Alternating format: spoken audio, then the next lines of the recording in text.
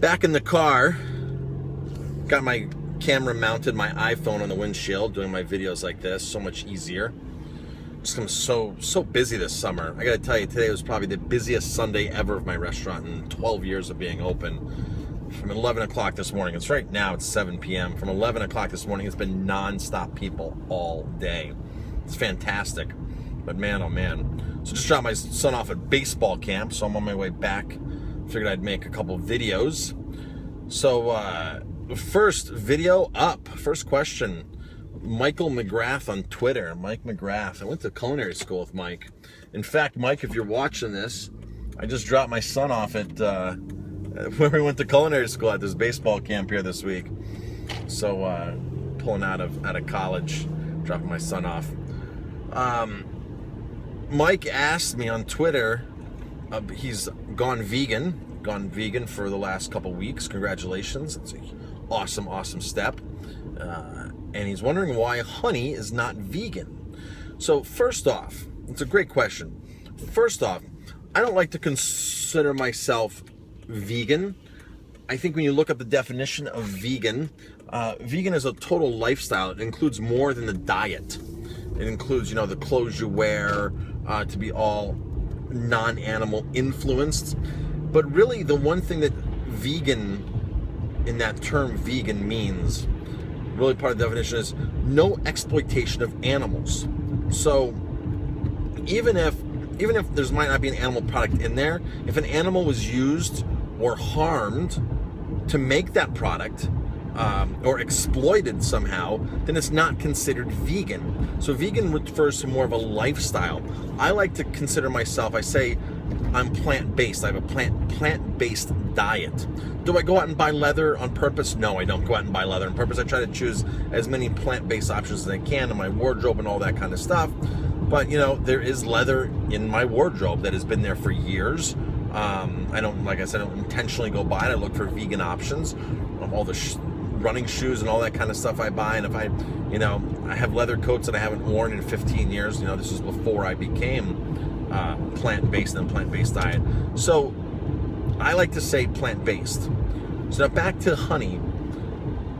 Honey, many vegans feel that bees are being exploited to make honey, and that we're robbing the bees' natural food, that we're robbing their own food and their own stores of food, and we're exploiting them, because thus bees are not. Now, besides robbing its own food, bees go around and pollinate. And they go around and pollinate, and they take pollen to pollen. They, of course, ingest this pollen, or they ingest the nectar of the plants, of the flower. And what they do is they swallow that, and when they get back to the hive, they regurgitate that, and it's made into honey. So it's not really an excretion like cow's milk from an animal, but there is actually an animal life that processes it, that brings it from nature, brings it from the flowers, and actually processes it. So that's the reason why honey is not considered vegan. Now, a lot of vegans that I know over the years will do honey. So of course that's an oxymoron, a vegan and doing honey, which is why I like to say plant-based. I'll do honey. I will do honey. I like honey. I'll choose other things. My favorite sweetener, by the way, is evaporated coconut sugar, called palm sugar. They evaporate the sap coming off the blossoms of the coconut flowers, just like our version of maple syrup up here in the Northeast. It's their version of maple syrup. So the sap comes off the blossoms, they collect it, they dehydrate it, they powder it, pulverize it, grind it up, and you have coconut sugar or palm sugar. So that right there is my favorite sweetener. Of course, I love the way that honey does taste. I am a fan of that. So I don't use too much honey, but if somebody makes me tea and it's sweetened with honey, I don't complain. I do stress local honey. In my restaurant, I buy very, very, very local honey for the restaurant, and it's a really high quality, awesome product. But vegan versus plant-based, I think that's the key. That I think a lot of people, I see a lot more people making that distinction. They're saying I'm plant-based. I ever see me on Instagram, if I post a picture of a smoothie or my dinner that I'm eating, I will hashtag it and say plant-based. I never really hashtag and say vegan, just because I don't want to misrepresent myself as being I don't want to even say diehard, but I think vegan, the word vegan to begin with, is a die-hard term. It's I don't want to say extreme term. I just want to say it's a very exact, intense term. So I don't want to mislead anybody to think that I'm vegan. I have a plant-based diet. So that's my definition. So honey, that's a rundown on honey. That's a rundown on honey and why it's not considered vegan. But good job, Mike. Leave some comments here of some of the food that you've been eating, and if you need any help with some food, some ideas. I myself am a simple eater. I like to eat lots of fruits. Mike, if you're watching this, the 80-10-10 diet is a great book to read. 80-10-10 by Douglas Graham. There's a lot of other great books out there, but I think the biggest part of being vegan, the challenge, being plant-based, eating a plant-based diet, is to understand that there's a lot of junk food out there. There's a lot of just crap plant-based foods, and you need to decipher all that and pick out whole, real, organic, if possible, foods. A big part of my diet is smoothies, and a huge part is fruit, just fresh fruit. I mean, when I eat bananas, I'll eat 5, 6, 7 bananas at a time. I'll eat, the whole watermelon. I love watermelon. I'll eat honeydews. I love honeydews. Strawberries. And for me, for lunch, if I eat 3 pounds of strawberries, that's perfect for me. That for me is a great meal. And I think, or I know a lot of plant-based people, a lot of vegans, they'll go to the store and they'll buy whatever they can. It tastes like meat. It's supposed to taste like meat. They'll buy these fake veggie burgers. They'll buy these highly processed soy isolates, extracted this, extract that, gluten, sausages. And don't get me wrong, there's some great brands out there. I love Field Roast. Field Roast is one of my favorite. But corn products, Q-U-O-R-N, corn, there's a lot of controversy behind that. They taste great, but there's a lot of controversy on what exactly corn is. Q-U-O-R-N corn, that is, not regular corn. So beyond going plant-based, you really have to look at more in depth of the quality of the foods you're eating.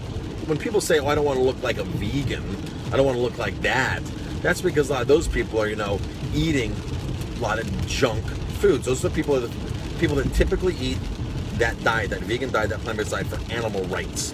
And once you start eating for animal rights, nutrition is not the focus.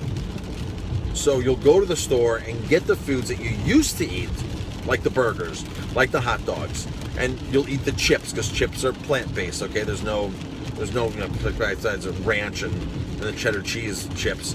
But all that kind of stuff is highly processed junk vegan food, junk plant-based food. And a lot of people get caught up in that because I'm doing it for the animals, which is great. It's a fantastic reason to do it for the animals.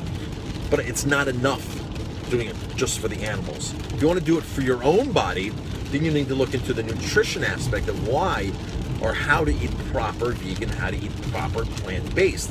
So nutrition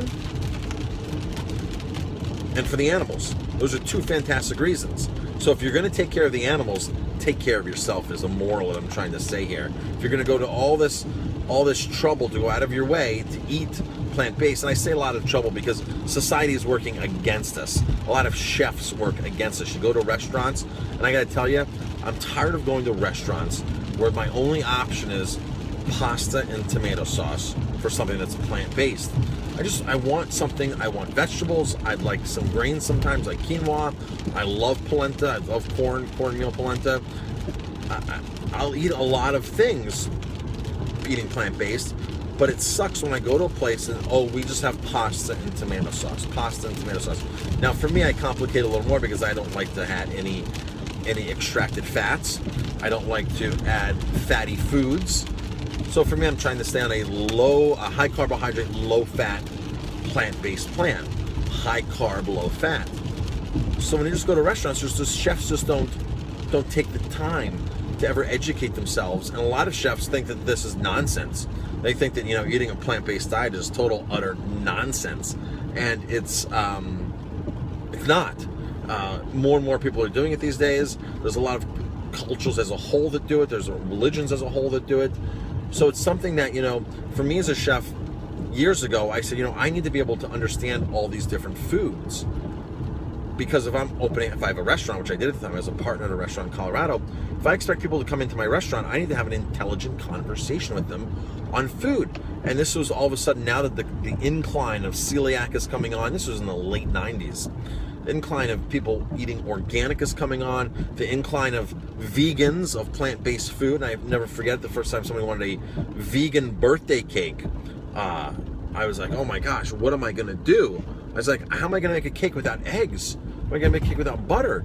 And you know what? I learned, I figured it out, and as a chef, that was me wanting to advance in my field. Just as a doctor would take continuing education courses, you'd hope a doctor would, just as your accountant would get updates on new tax codes or old tax codes, take refresher courses.